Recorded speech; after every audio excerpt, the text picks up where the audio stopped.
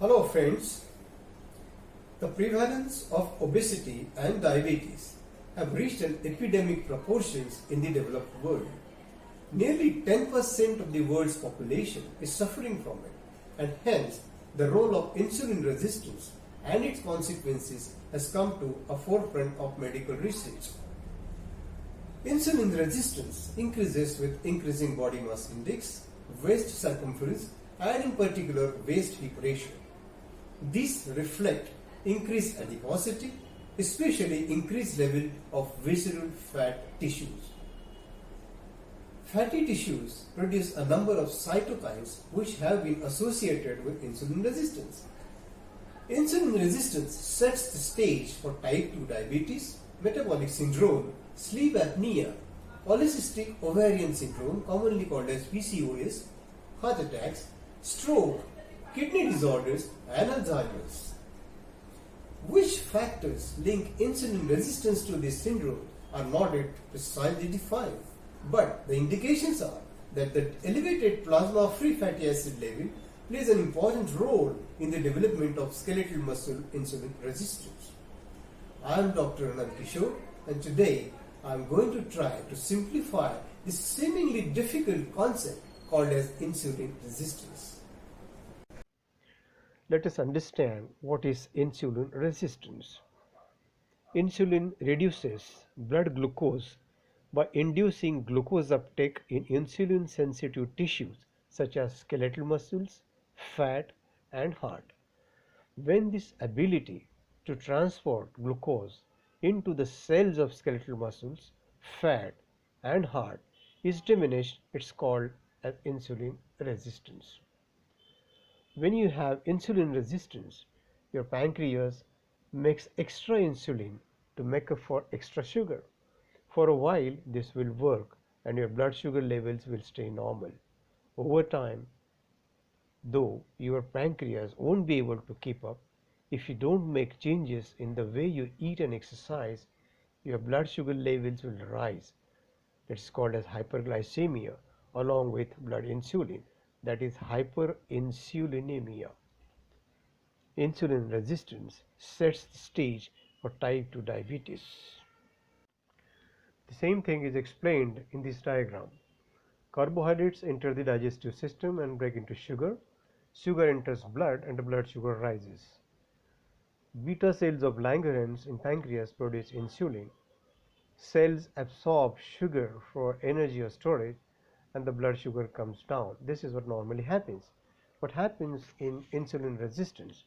The beta cells produce insulin, but the cells fail to absorb sugar and the sugar actually bypasses the cell, with the result that the blood sugar stays raised and the insulin level stays raised. Here is how diabetes and insulin resistance are related.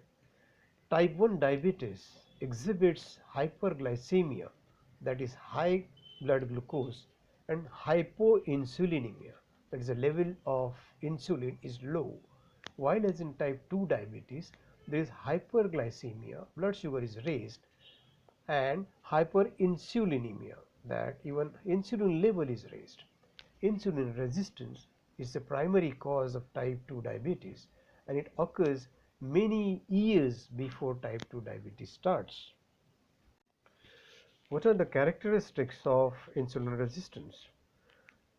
There will be a hyperinsulinemia and hyperglycemia in fasting conditions.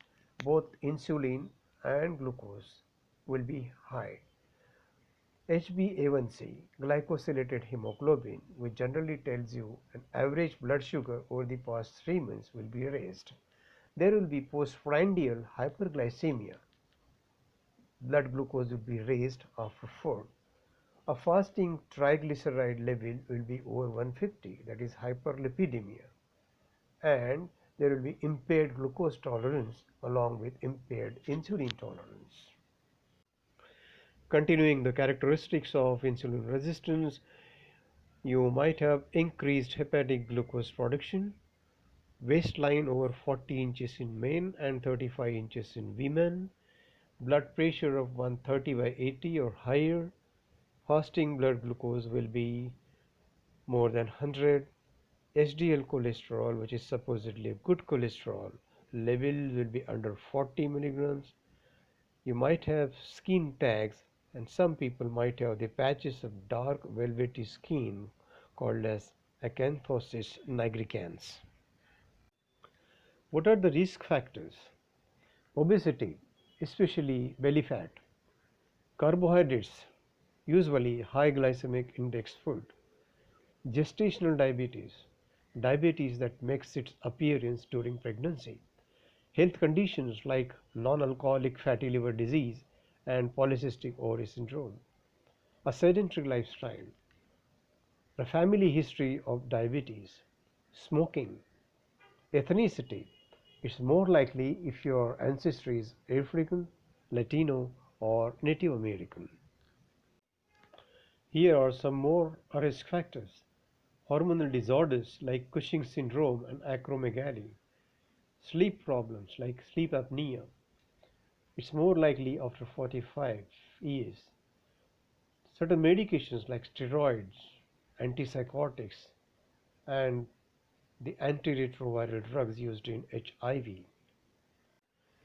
What are the causes responsible for getting insulin resistance? One is believed to be increased levels of fat in your blood. Numerous studies show that high amounts of free fatty acids in your blood cause cells to stop responding properly to insulin. The main cause of elevated free fatty acids is eating too many calories and carrying excess body fat. In fact, overeating, weight gain, and obesity are all strongly associated with insulin resistance. Visceral fat, the dangerous belly fat that accumulates around your organs, may release many free fatty acids in your blood, as well as inflammatory hormones that drive insulin resistance. High fructose intake from added sugar and not from fruit has been linked to insulin resistance. Increased oxidative stress and inflammation in your body may lead to this condition. Physical activity increases insulin sensitivity, while as inactivity causes insulin resistance. Gut microbiota.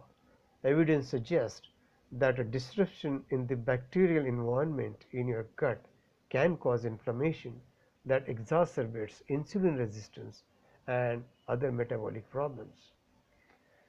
What is more, various genetic and social factors may be contributors. Black, Hispanic, and Asian people are at particularly high risk. Insulin resistance is a hallmark of two very common conditions. One is metabolic syndrome, the other being type 2 diabetes. Metabolic syndrome comprises of high blood triglycerides, hypertension, belly fat, diabetes mellitus, as well as low HDL levels. How to diagnose insulin resistance? Fasting glucose and fasting insulin measurements are simple methods that can indicate insulin resistance. Fasting insulin greater than 25 mu per liter or fasting glucose 100 milligrams per dl can be diagnostic of insulin resistance. There is one more method called as homeostatic model assessment of insulin resistance called as HOMA-IR, which is not commonly used.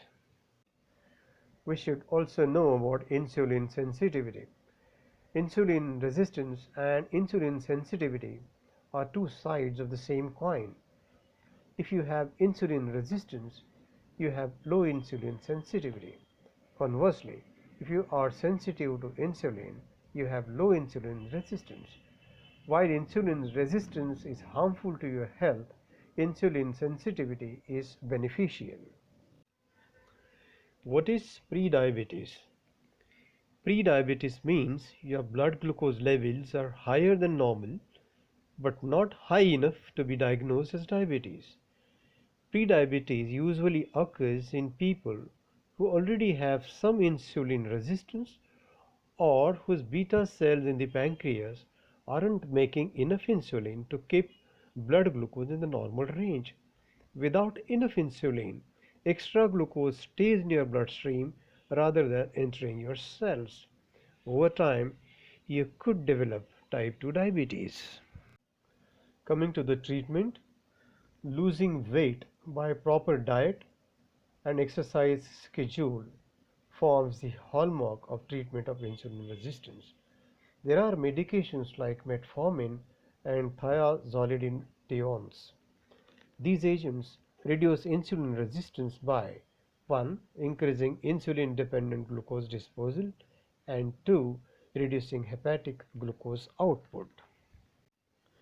Coming to the most important part, diet. Now the proteins. You can have lean proteins like chicken without skin, fish, low-fat cheese, and egg white. You can have proteins from plants like beans, lentils, and nut butters. Beef, lamb, and pork should strictly be avoided. As far as fats is concerned, you can have healthy fats like olive, sunflower, and sesame oils, low-fat milk, and plain non-fat yogurt. You can get calcium, proteins, and fewer calories. Plus, several studies show that low-fat dairy lowers insulin resistance. Strict no-no in this group is saturated oils and trans fats. One should be very selective about choosing the carbohydrates. One should have it from the list of low glycemic index and low glycemic load foods. You can have tons of vegetables, plenty of fruits, and high fiber food. To know more about this, you can watch my earlier video about diabetes and carbohydrates. So in a nutshell, what is a plan of action? Select your age-specific exercises, calculate your MHR and THR, calculate your BMR and BMI. Depending on your BMR, BMI, MHR and THR, plan your exercise and diet. Direct all your efforts on getting your BMI within acceptable limits. Reduce obesity, reduce abdominal girth, increase your stamina, and all this collectively will take care of your insulin resistance. The take home message is absolutely clear. I hope you understand now how important it is to identify your propensity to develop insulin resistance and thereby preventing the further consequences. With little lifestyle modifications, it's fairly possible to either delay it or even prevent it if it is not genetic. For getting your ideas clear about basal metabolic rate, body mass index, maximum heart rate, target heart rate, carbohydrates and diabetes, you can refer to my earlier videos so that you can easily plan your diet and exercise. All the links of my videos are given in the description box. If you like the video, like and share it. And if you haven't subscribed to my channel as yet, kindly do it. Thank you.